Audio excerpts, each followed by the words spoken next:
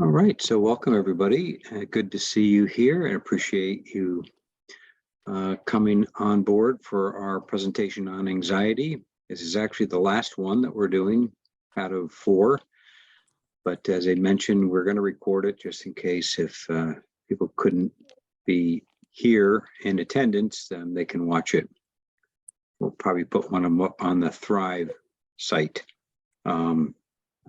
If you haven't been to Thrive, it's a great place to go to off of our intranet, and it has a lot of our program, Employee and Family Resources, and other wellness and well-being programs. So my name is Bud Wassell. If I haven't met you, it's a pleasure to meet you here online on Zoom. And I'm coordinator of our Employee and Family Resources program. And you see on the slide there, my colleague is Vivian Burgle, also a consultant with the program, and she did the other couple of classes. And there's the main information about the program. I'm going to give you some more details. And also what I'm going to do is I'm going to send the slides afterwards. So if you registered on LMS, which I think most of you did, you'll get the slides. If you didn't, for some reason, register on LMS and you want the slides, just shoot me an email and I'll make sure you get those as well. So we do have a bunch of links and phone numbers and things like that. So especially related to the resources. So that might be helpful if you wanted to follow up on any of this. So today we're going to cover anxiety. As I said, it's informational about anxiety, assessing yourself. We're going to look at the rates that have increased, especially through and at this point through the pandemic.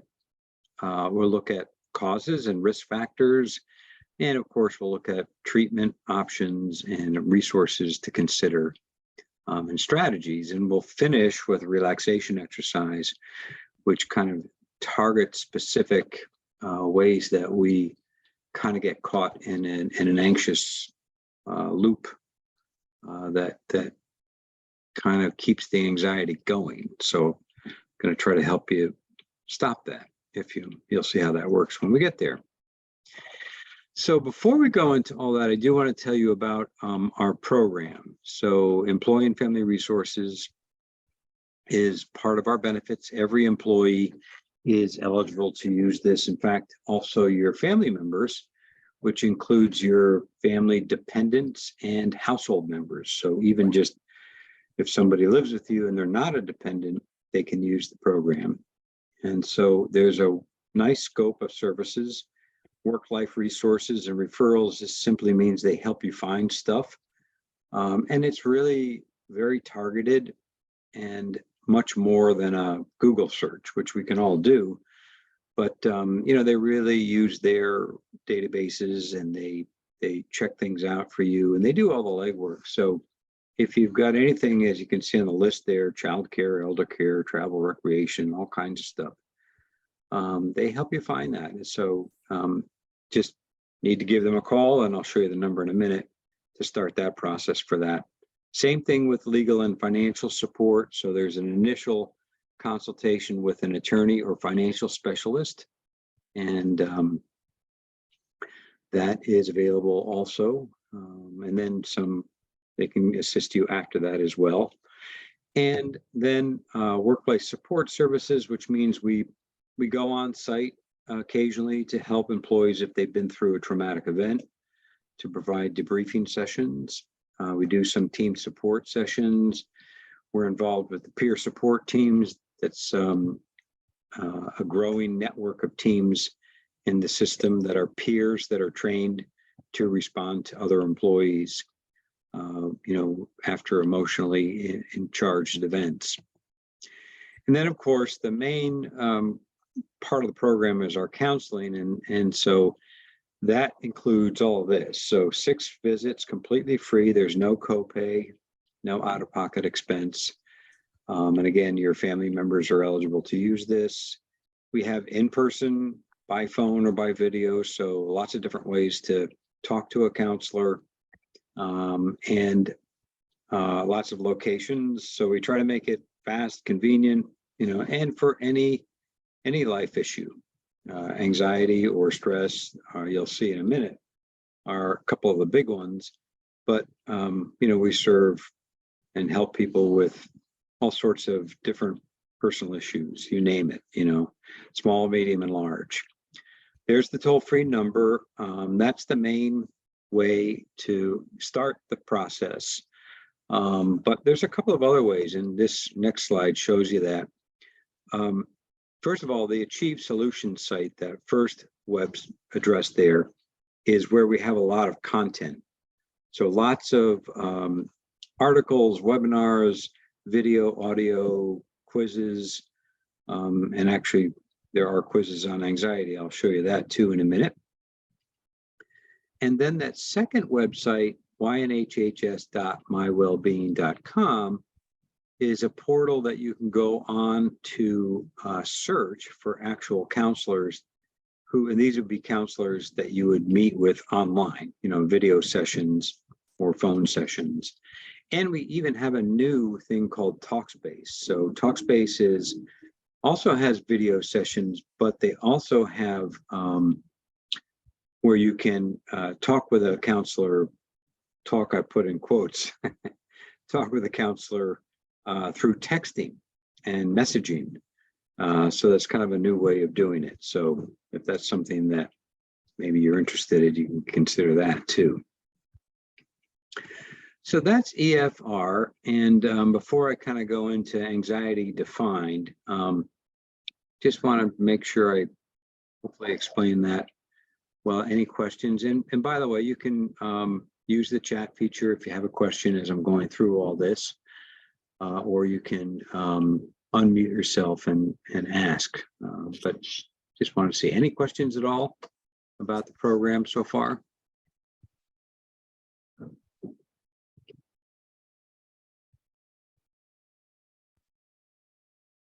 All right. Well, let's go into anxiety defined. So basically, anxiety is reaction to real or imagined threat. And that sometimes can, get us into trouble when there's a threat that we kind of blow out of proportion. General feelings of anxiety or dread, and normal response to danger or extreme stress. So, in a minute, I'm going to talk about some of the things we've been through in the last couple of years, but it's no surprise that we're all feeling a bit more anxious with world events. But anxiety is really kind of the body's alarm clock in a way. And when you think about what do alarms do for us, well, they give us a message to do something, like an alarm clock or a smoke detector. And we need those messages, right, to give us the importance of something when we really have to act suddenly or urgently, right? So, but sometimes our own internal smoke alarm is a little broken. Maybe the wiring is a little bit overly sensitive. And similarly, some of us have wiring in our own body system where our own wiring is sensitive. And that's okay. I mean, that's just sometimes the way that we're hardwired. And I'll kind of show you that a little bit too, is how some of these things sort of develop in us. But sometimes the alarm goes off and gives us the message that something's important, but maybe it may not be as important as our body's alarm system is telling us. So that's where it's not so much, kind of lined up is the way it should be. So we're going to talk about that wiring. We're going to give you some ways to maybe look at our own wiring mechanisms and ways to kind of adjust that. And look at our reactions, things like changes in breath, our own heart rate, feelings in our stomach and our digestive area, general feelings of uneasiness or dread, are all part of the fight, flight, and freeze response. And again, that's the body's natural warning mechanism. It's how we've evolved over time to learn to be able to respond to and react to protect ourselves. So it's really a protective mechanism. So another point that I think that's important is anxiety is not necessarily a bad thing when it's a normal response to danger or extreme stress. But when it continues to impact our life in a way that isn't working for us, that's when it becomes more something that we might want to seek treatment for or do something about. So let's look at this. I mean, the past year and the past couple of years have really been emotional roller coaster, right? We've been through the pandemic. Americans report elevated levels of stress, worry, and uncertainty. The pandemic really isn't over. We've been through inflation, supply chain problems, all kinds of difficulties and ups and downs. There's been political, we've just been through the election. Thank goodness that that's over. And global unrest. I mean, really unprecedented times. Many of us have had a variety of caregiving, family issues, dealings with, getting through school and normal, what used to be considered normal sort of stress has now kind of gotten a little more difficult. There's added layers of things for us to deal with. Mass shootings, there's a crisis in healthcare, as we all know, and lots, right? This is, when we put it this way, it kind of seems pretty overwhelming, doesn't it? But we're really just kind of pointing out that there are lots more than ever triggers to our anxiety and our stress. And there may be others here that I haven't mentioned. Though in the box there, you'll see 1 in every 3 employees say their return to the workplace had a negative impact on their mental health. So if maybe at one point we were working at home, now we've got to go back in, and maybe there's a mixture of hybrid, situation, working at home and working back in the office. That can also create some added feelings of anxiety or depression. And in fact, this is a chart. I know there's a lot of information here, but this is a chart that shows our own EFR, Employee and Family Resources Program stats. These are from the past 2022 year to date. So these from the first 2 quarters of 2022. And you'll see that anxiety actually over the past several years has been the top reason that people have sought out assistance through our program. Stress is another high reason. Now, if you look more closely, you'll see the red line is the book of business in healthcare. What that means is our provider, Beacon Health Options, serves other corporate company clients, and they do serve other healthcare systems. So that's the red line. The black line there is 2022 year to date. And then the other 2 lines, the yellow or gold and green, are 2021 and 2020. So if we went back to 2019, 2018, there was a significant jump in anxiety and stress as well in our own numbers. And we also know that there was an increase in anxiety claims through our behavioral health, through Anthem. On top of that, we looked up some of the stats from the World Health Organization, and they report that there's been a 25% increase in anxiety and depression over the past couple of years, and women and young people have been hit hardest. According to the Centers for Disease Control, the CDC, the rates of anxiety and depression among US adults were about 4 times higher between April of 2020 and August of 2021 than they were in a comparable period in 2019. Some of the sharpest increases that they found were among males, Asian Americans, young adults, and parents with children in the home. So really kind of a lot of impact on a lot of different populations. So all of this to kind of say, you're not alone if you're feeling some anxiety.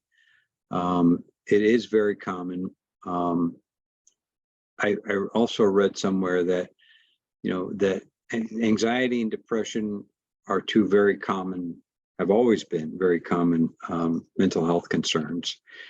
But they used to be accounting for more like 1 out of 5 American adults. Now it's like 1 out of 3. So stats are there. They really, really show, how much is impacting us. On this next slide, we look at some of the causes of anxiety, and you can see there's genetic and family history, and in other words, it's passed down just like lots of other conditions. You might be predisposed to diabetes, for example, or other chronic conditions. It's really the same with anxiety, but it's not necessarily the case. I mean, your parent may have a different temperament than you. Sometimes it skips a generation. There's also biochemistry and personality. And so all of those, the top 3, kind of say to us that there may be things that just you were predisposed or kind of in a sense hardwired to be more predisposed to anxiety conditions. Doesn't mean you're automatically going to have it. It also might mean that there are some ups and downs. And so it's just kind of the way that it is. And you kind of want to know about those things the same as you would want to know about a predisposition to cancer or heart disease or something like that. Then, of course, there are life events and life history. These play a big role as well. So we have nature and nurture. And, many people have gone through, say, difficult experiences in childhood or growing up, or things that have occurred to them perhaps in traumatic kinds of events. These can certainly have lingering effects on our anxiety and other depression as well. They're often linked. And substance use and abuse is also another area where we see a kind of a comorbidity, both in the way that there may be a predisposition to substance use, and or sometimes people use substances sort of as a way to self-medicate and try to kind of hold down those anxious feelings. So whether it's with alcohol or marijuana, sometimes now it's becoming more common now that it's legalized, and other drugs.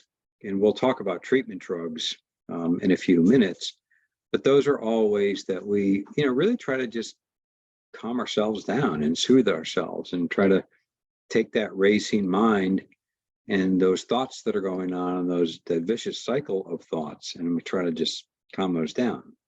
So it's understandable. So let's see. Next, we get into assessing. So if you haven't taken one of these quizzes, you may want to do so. The website that I pointed out before, these are all active links, by the way. So when you get the slides, you can easily follow these. The top 3 are all off of our website, the Achieve Solutions website that I mentioned before.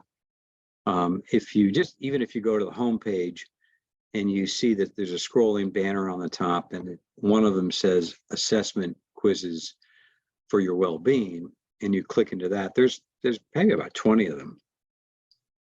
But there's several that are related specifically to anxiety, and they're quick and easy to take.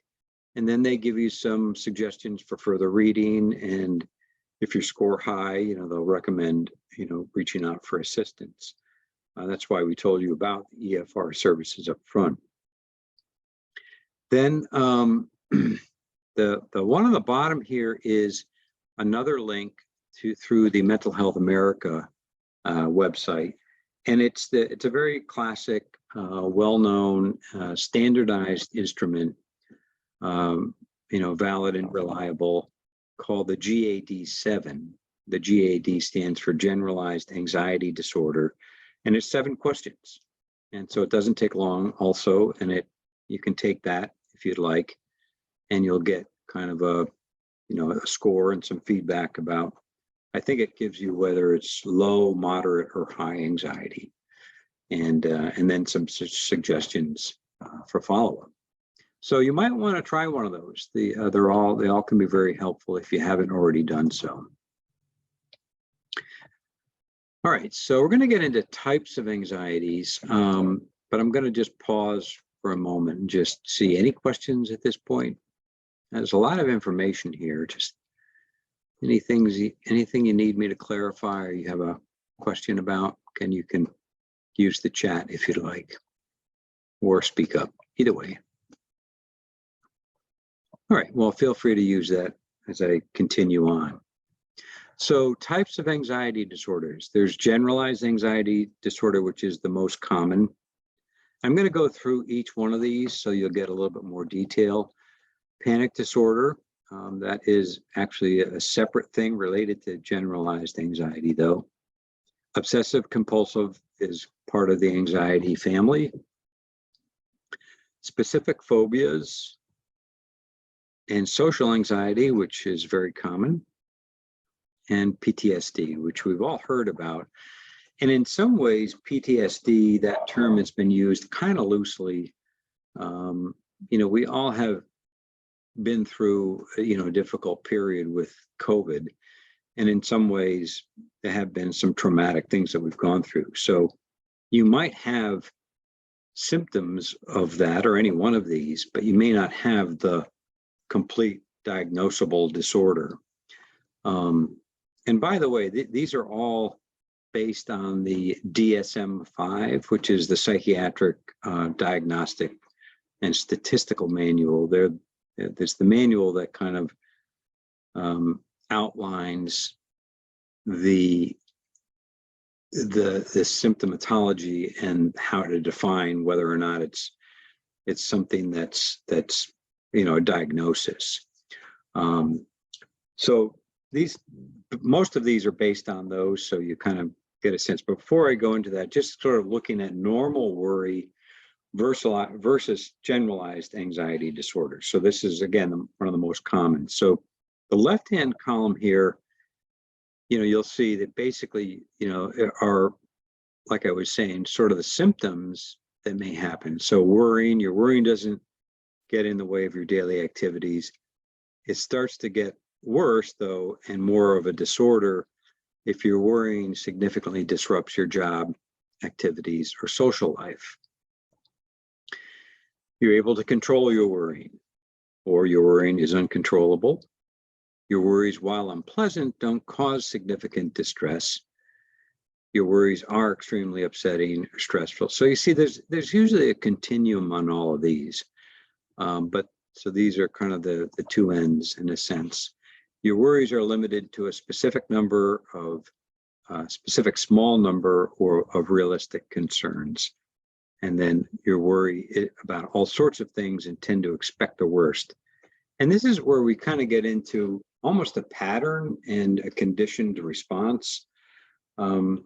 If you've been like this for a long period of time, it's kind of the way that we tend to automatically and in a conditioned way respond to life events. But again, there are ways to kind of retrain that, and there are ways to even change the neural networks of the brain. I'm going to show you that some things before we go.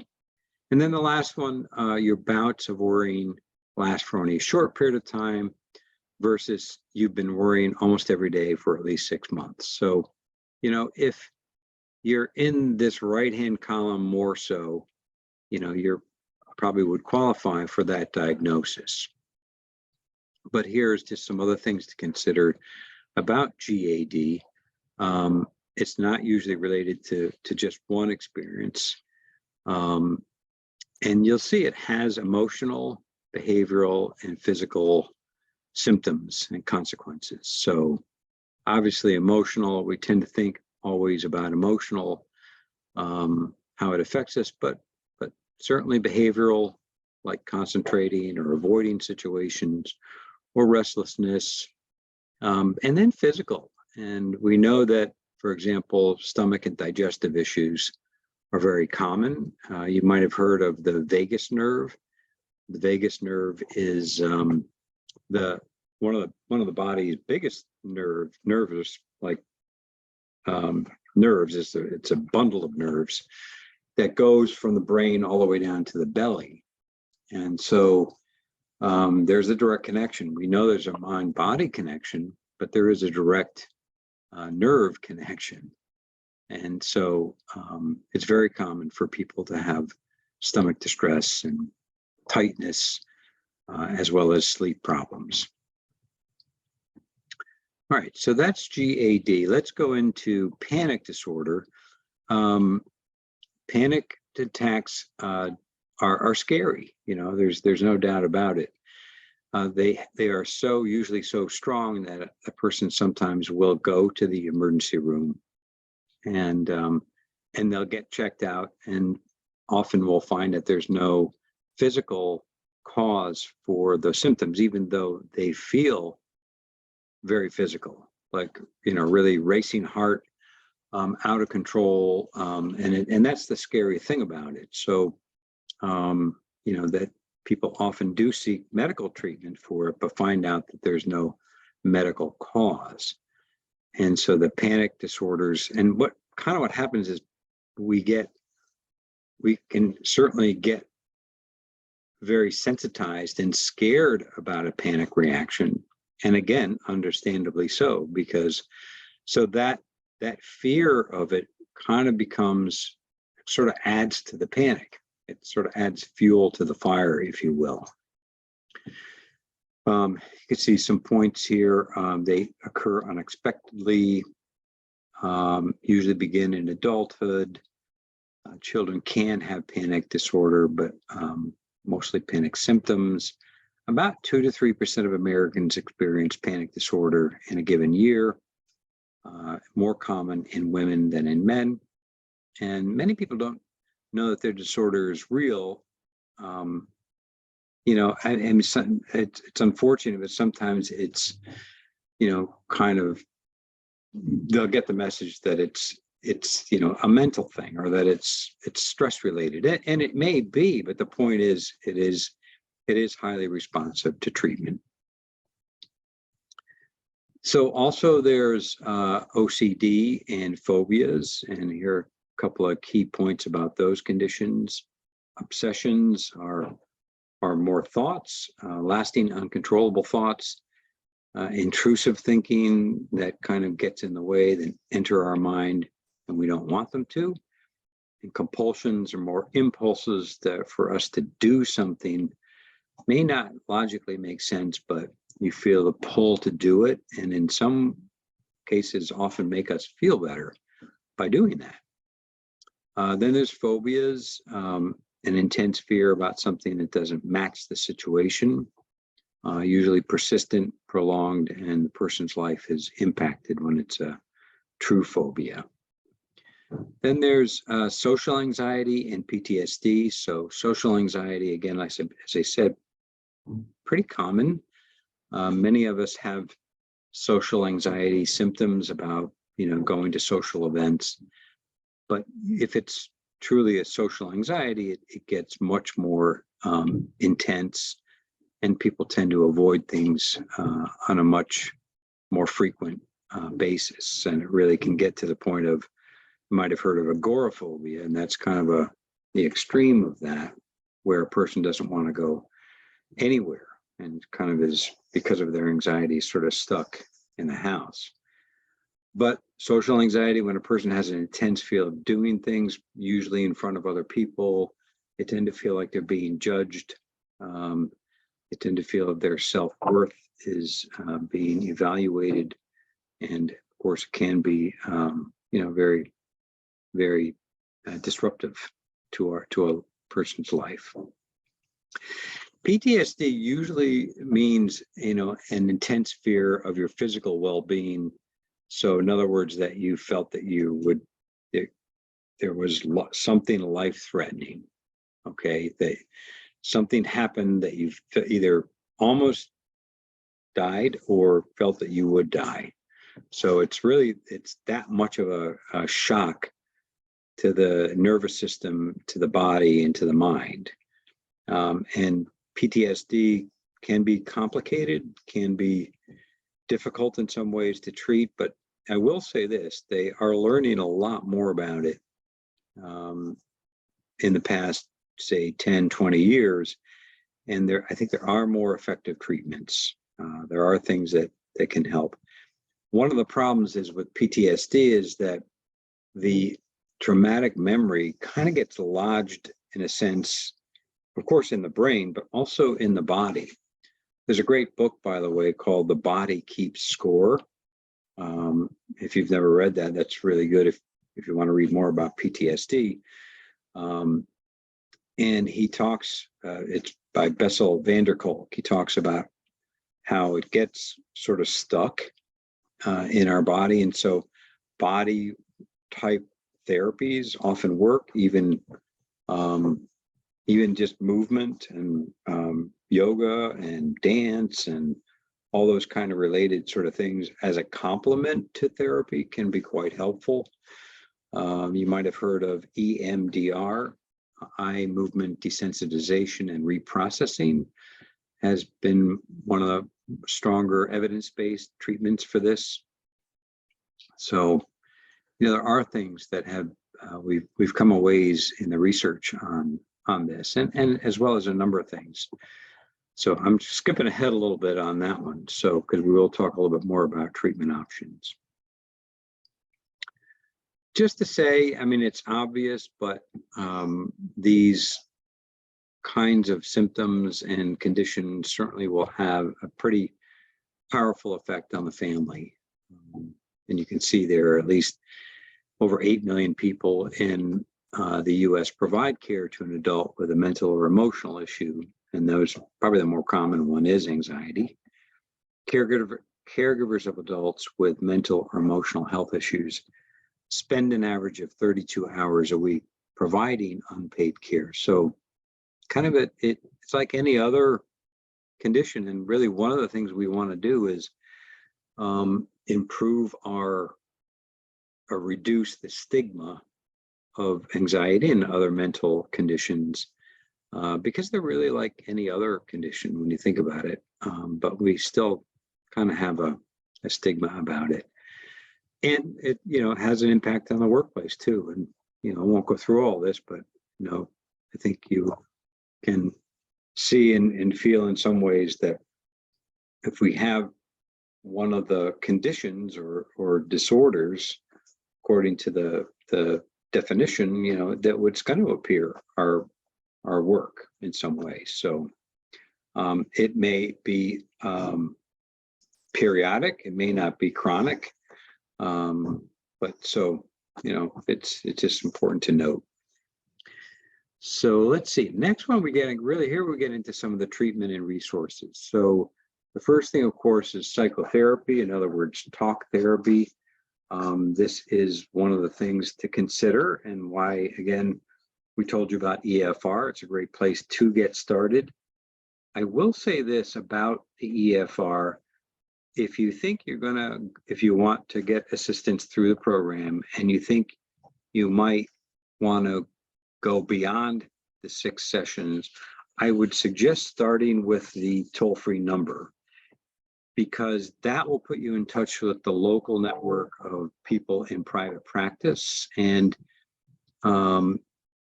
here's another thing to consider that's kind of important. We're changing from Anthem to Cigna. So if you think you're going to be in Cigna as of January, and you want to start with one of the EFR counselors, and you think you might go over the 6 sessions, check to see that they're in Cigna or whatever health plan you're in, so that you would be able to continue without having to stop after the 6 sessions. 6 is pretty good, but you may want to continue beyond that.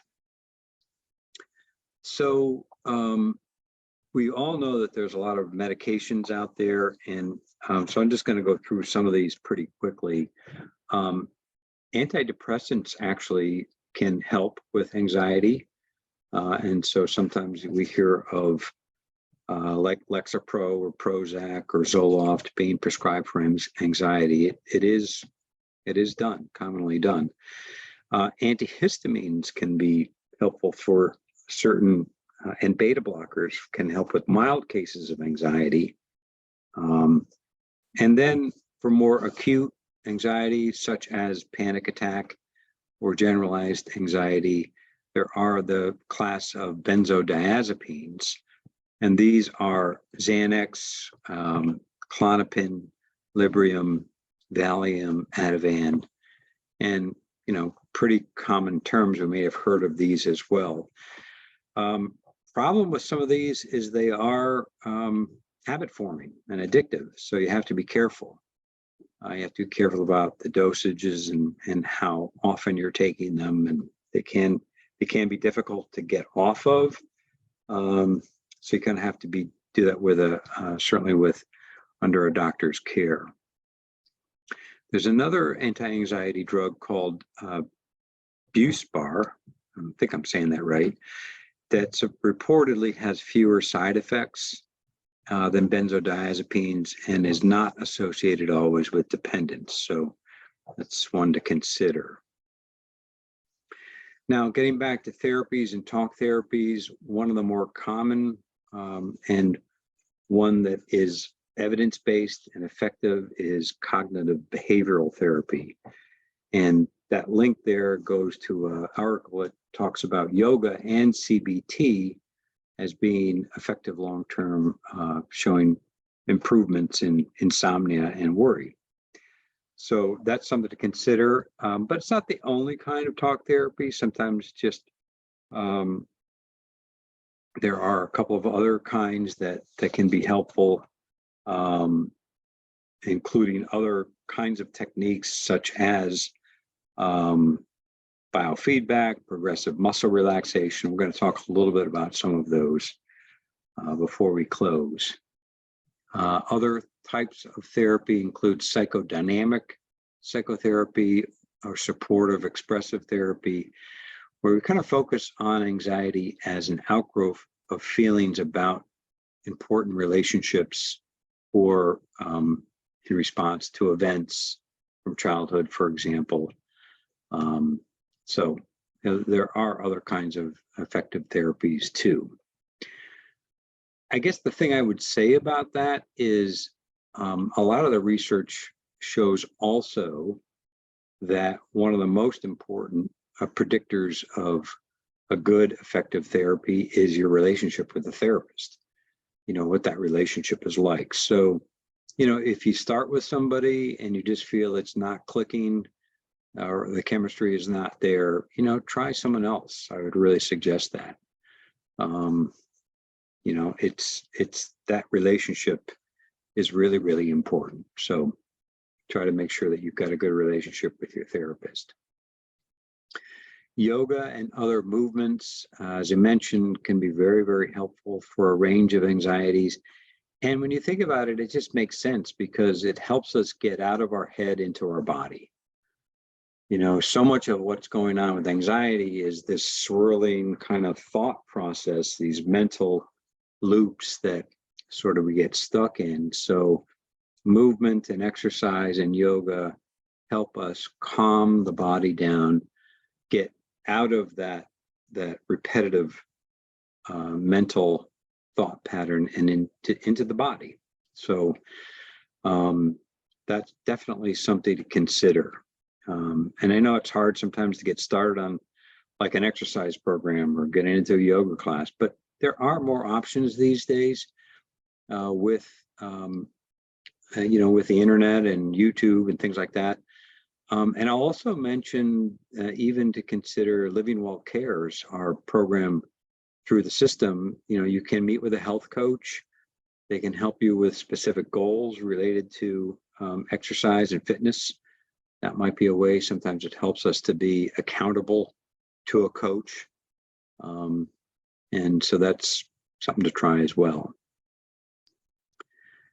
Now, this next category, Dr. Judd Brewer is unwinding anxiety. He's got a new book out called Unwinding Anxiety. And I include this in here because I listened to a lot of his stuff on YouTube and on other sources, and he's just really good.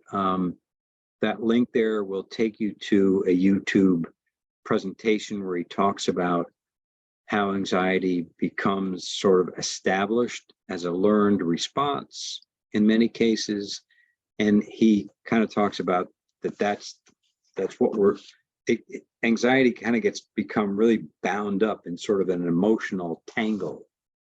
And you kind of have to relearn and unwind your reactivity and responses to it. And so I really highly recommend his work. The book is, not too expensive. That link goes to Amazon. And he has an online course that goes to his website, I believe. I forget exactly the web address, but that's an active link. And you can actually take a course. And I believe, you can take like the first few sessions without any cost. And if you find that it's helpful, you can, and I think I don't think it's too expensive, but you can give it a try. So consider that. There are also very good apps. 10% Happier and Insight Timer have lots of anxiety related meditations, but also both have courses on anxiety. Now, both do have a charge for the courses. So that is something to consider, but really not too expensive in the overall scheme of things. So, if you have further questions about that, feel free to reach out to me. I've taken the course actually from 10% Happier. So I use that app a lot, and it's really quite good. I think it's like 10 sessions, and it's broken down into just really brief. You do it day by day. Each one is only about 10 or 15 minutes. And so you just proceed through it at a nice, easy pace. And then there are some support groups as well. All right, so the last slide before I do want to do, actually I've got a few slides left. I'm going to try to get you out by, let's say, a few minutes before 1 o'clock, okay? Anxiety is not the problem. Okay, so what does that mean? This link is to an article by Dr. Luana Marquez from Harvard.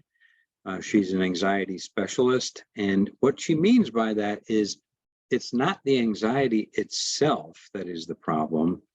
It's our relationship to anxiety, okay? So here's what I'll explain a little bit about that. She says, when we get anxious, the amygdala, the threat center of the brain, the fight or flight center, turns on, which in turn turns off the prefrontal cortex. That's our thinking, executive function part of the brain. So as a result, when we're triggered, we see the world kind of in a distorted way. We start to misinterpret information as a threat, and believe that our thoughts about the event are factual. Instead of really just thoughts, they're really just mental events that sort of kind of get us all riled up. And we may feel that something bad is about to happen. So we start to brace ourselves, we start to get tight and kind of defensive, and we start to feel more and more anxious. So that's kind of what's happening, right? I don't know if that sort of makes sense to you. So the way to kind of counteract that is through the TEB cycle, that next set of bullets. And TEB stands for thoughts, emotions, and behaviors. And it's similar to what Dr. Brewer is suggesting as a way to kind of unwind the anxiety. But essentially what we're doing is we're asking ourselves, okay, what thoughts am I thinking when we get triggered? And we sort of do this with an attitude of curiosity, with trying not to get try not to react to them, but noticing thoughts and saying to yourself, what am I thinking? What am I believing about these thoughts? So it's kind of a mindfulness practice. So we're trying to kind of look at it in a little bit of a impartial or neutral way at what our thoughts are and not get wrapped up into them. Same thing with emotions. We ask ourselves, how do I feel now? and we kind of check in with our emotional state. And so, for example, if you're feeling fear or nervousness, maybe the heart is pounding, maybe you're sweating. And again, just pausing in this way can slow down the anxiety cycle. So we're trying to pause, we're trying to say to ourselves, what am I thinking? What am I feeling? And then the behavior part of it is, what am I doing now? And how might I change that? So often when we're anxious, the behavioral response is to avoid, right? Try to push away whatever is making us anxious. So avoidance could be anything you do that brings the anxiety down, from actually avoiding the problem to numbing it. So maybe that's happening for you. And of course, avoiding has the short-term benefit because it makes you feel momentarily better, but really avoiding, but doing that, it gets more and more difficult to approach your fears and to face the anxiety directly head on. So it kind of like in the long run doesn't really help. So this is some of the things that you might do in therapy, for example, but there are things that you can learn in the courses, both, we might read the article if you want to read a little bit more about it. And the other thing, and I'll send this out, I don't have a link to it, but Break the Worry Addiction is by Tara Brach. And she makes the point that basically what's happening is, in a sense, anxiety can become addictive. And what I mean by that is, so there's this mind-body looping that goes on. Thinking of the future, and that arises anxiety. So not just your thoughts about what can go wrong, but anxiety in your body as well. And those physical feelings generate more anxious thoughts. And it becomes habitual, and you can develop into a generalized anxiety.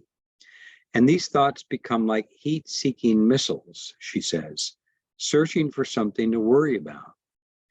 Sadly, these thoughts about the future directly compromise your ability to enjoy what's happening right here and right now.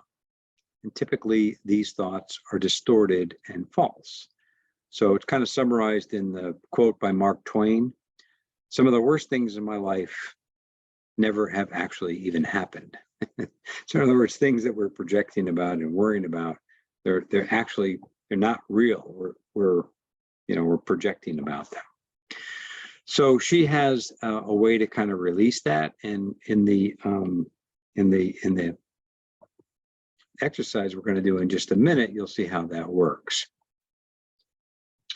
So basically, it's this equation. So there's a stressor, and if we add rumination or self-criticism, that's the other thing that gets in the way, or stoicism, meaning I'm going to kind of white knuckle myself through this. I'm not going to deal with it head on, but we're going to try to push it away or avoid it. That's usually what results in anxiety. And I mentioned the quote by Mark Twain. This is the actual quote: "My life has been filled with terrible misfortunes, most of which never happened." But also I want you to consider these quotes: "We are not troubled by things, but by the opinions we have about things." So in other words, like I said, it's our relationship to those thoughts. It's our relationship to how we perceive and believe those things to be in ourselves. That kind of makes it worse. And then the final quote: "The greatest weapon against stress is our ability to choose one thought over another." So meditative and mindful techniques can help us be aware of those thought patterns, and they can help us choose which thought patterns are helpful and which are unhelpful. So to finish, what I'd like to do is a brief, maybe a 4 or 5 minute exercise with you. Hope that's okay. If you'd, but before I'll just pause. Any quick questions before I kind of go into this?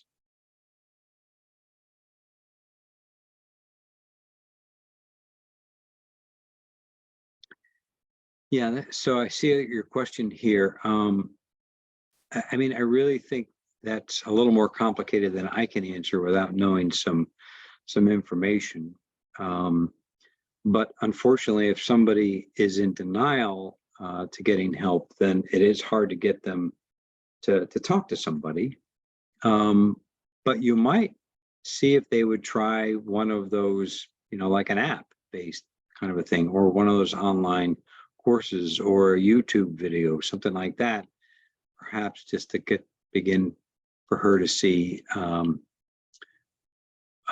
that perhaps there are ways that she can make some changes that would be more really helpful to her.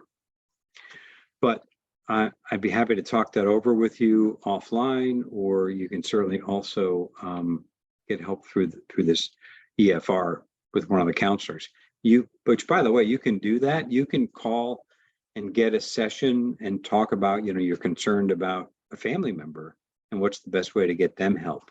That's something else that you can try. So question, EFR offers 6 sessions, yes, and that is 6 sessions per issue.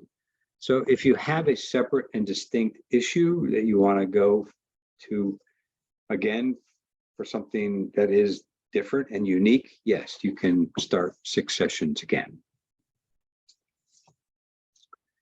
Okay, let's do this quick reflection meditation. It's called Taming Anxiety, Facing Stress and Anxiety, and Soothing.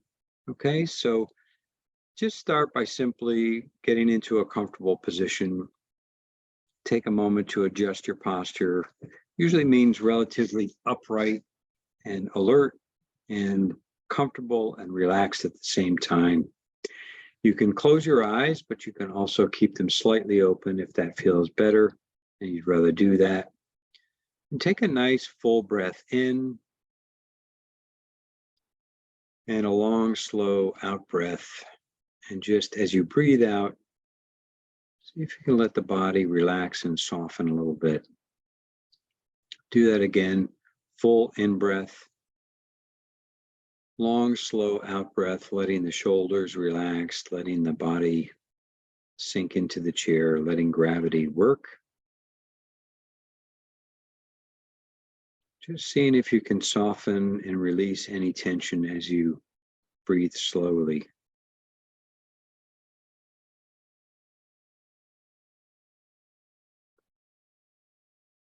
And that's actually one way to even just help relax our body, with some deep breathing and some mindful breathing. So that's just the beginning to kind of settle ourselves. Just letting everything relax through our breath. All right, now at this point, I'm going to invite you to bring to mind something that's mildly or moderately stressful.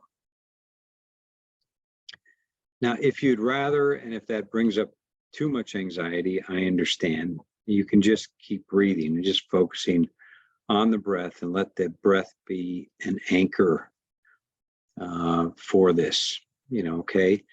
But if you're game for this, just bring up something that's mildly or moderately anxious.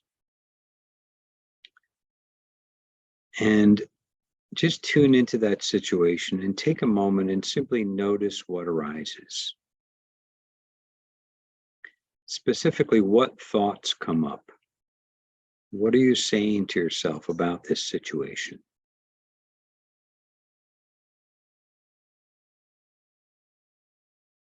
And then what feelings are present? Whatever it is, don't judge it, just notice. And also, you don't have to engage with any of the thoughts or the feelings. Just you're stepping back in a sense and just noticing, because right now you don't have to change or fix anything. Just allow it to be there. And then where do you notice it? See if you can notice in your body. See if you can notice where this stress or anxiety expresses itself. Maybe there's a little tightness in the chest or in the belly, perhaps some agitation or tension in the shoulders. So see if you can stay with it a bit and try to give it some space. And just be curious about it. And remember, just to keep breathing nice and easily, just letting the breath keep the body relaxed. If that helps, usually does. And now, if you like, you can breathe into the area where you feel any tension or discomfort. So breathing into that area, imagine the breath going into where you feel it, and it kind of diffuses it and expels it. And on the out breath, you can let it go. So breathing in, it diffuses it. Breathing out, it releases and expels. You can also offer yourself some comfort or care the same way you would to a good friend. So sense whatever message might be most comforting to yourself. It might be something like, it's okay, I'm here with you. Or it's something in the future, and right now I'm okay. Or something like, you can get through this, you've done it before. Whatever might be most helpful for your anxious self to hear, say that to yourself. And you might even try putting a hand on your heart, kind of offering a gesture of kindness to the vulnerability inside of you. Now, being able to see the pieces of the things that bring up our anxiety can allow us to change the beliefs and the distortions of the mind, okay? So just continue to breathe nice and slowly and nice and easily, letting go of the stress or the anxiety. See if you can just come back to your breathing at this point.